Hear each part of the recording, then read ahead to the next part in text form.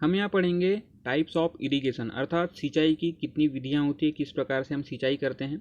सिंचाई उन स्थानों में की जाती है, या सिंचाई, सबसे पहले तो ये चर्चा करते हैं कि सिंचाई क्या कहलाती है। कृत्रिम रूप से जल उपलब्ध कराना फसलों को, यह सिंचाई कहलाती है। ठीक है, तो कितने प्रकार से सिंचाई की जा सकती है, इसके बारे में हम यहाँ पे अध्ययन करेंगे। तो आइए चलते हैं।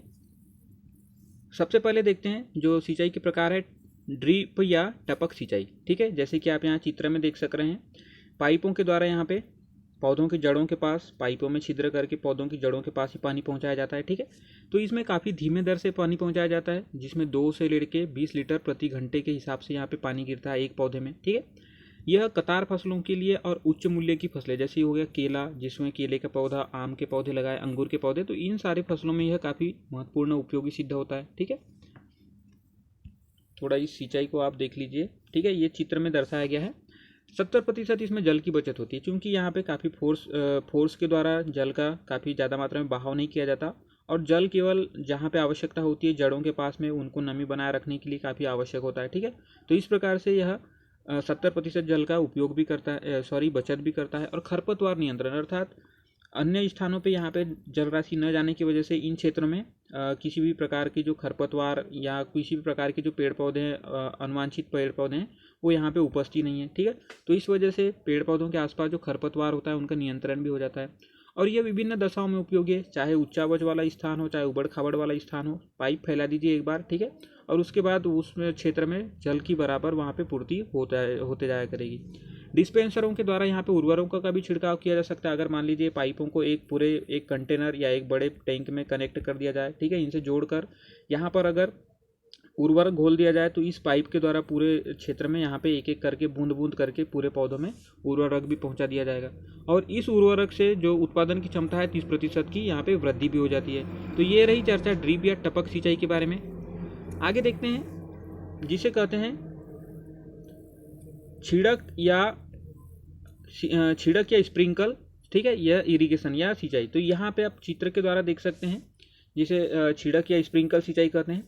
तो जैसे पंप है, या पंप की सहायता से फुहार देना, यहाँ पे आप देख सकते हैं फुहारों के द्वारा, जैसे यहाँ पे लंबी लंबी पाइपें बिछाई गई है और उनके द्वारा एक फुहारे का प्रयोग किया गया है, जो कि काफ़ी प्रेशर से चारों तरफ यहाँ पे अपने जो स्थित पेड़ पौधे होते हैं वहाँ पे यह पानी का छिड़काव करती है। ठीक है, तो एक फुहारा के जैसे, जैसे बारिश में जिस प्रकार से बारिश के जो बूंदें होती है फुहार के रूप में बरसती है, तो उसी प्रकार से इस छिड़क सिंचाई के द्वारा भी सिंचाई की जाती है।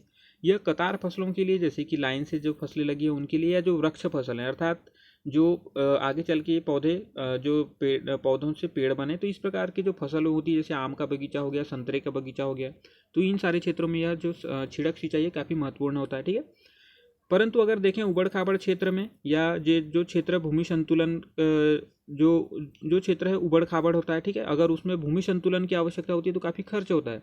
परंतु इस प्रकार की सिंचाई में जो है उबड़ खाबड़ को संतुलित करने की आवश्यकता नहीं होती है, यह चारों तरफ से ऊपर से पूरे क्षेत्र में पानी पहुंचा देता है। ठीक है, जो रसायनों का भी छिड़काव है इसके द्वारा किया जा सकता है, जिससे इसकी उत्पादकता 20% बढ़ जाती है। ठीक है, रख रखाव, अगर इसके जो प्रमुख दोष देखें तो रख रखाव और तीव्र पवन अगर आया, तो ये जो वर्षा की जो बूंदें हैं इस ओर जा रही है, अगर इस ओर ही अगर बारिश होनी शुरू हो गई, या तेज अगर पवन चलती है, तो ये पानी का पूरा इधर ही बहाव हो जाएगा।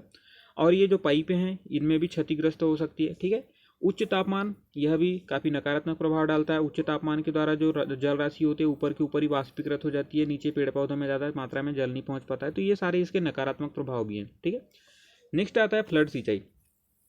आप यहाँ देख सकते हैं चित्र में फ्लड सिंचाई किस प्रकार से की जाती है। तो एक नालियों के द्वारा या एक नहरों के द्वारा सीधे बड़ी मात्रा में जल राशि छोड़ दी जाती है। ठीक है, यह काफ़ी महत्वपूर्ण तो है, परंतु अगर देखें तो इसमें जल का काफ़ी अपव्यय होता है। जितना अगर पौधों को लग रहा है उससे काफ़ी ज़्यादा मात्रा में जल का यहाँ पे छोड़ दिया जाता है। काफ़ी ज़्यादा मात्रा में जो पानी है बहकर बाहर ही चला जाता है। ठीक है, तो नहरों तालाबों में सीधे सिंचाई की जाती है। इस प्रकार से आप देख सकते हैं कि सीधे सीधे यहाँ पे खेतों में पानी डाल दिया गया है। इसमें जल अत्यधिक प्रयोग होता है, यह काफ़ी हानिकर है। ठीक है, जितना जल की आवश्यकता पौधों को आवश्यकता होती है उससे काफ़ी ज़्यादा मात्रा में यहाँ पे जल का उपयोग किया जाता है। तो ये रही हमारी चर्चा विभिन्न प्रकार के सिंचाई के प्रकार के बारे में, जिसमें हमने एक एक करके ड्रिप या टपक सिंचाई देखा, उसके बाद हमने देखा छिड़क या स्प्रिंकल सिंचाई, और उसके बाद देखा फ्लड सिंचाई। तो ठीक है दोस्तों, अगर आपको जानकारी पसंद आई हो तो इसे शेयर कीजिए। धन्यवाद।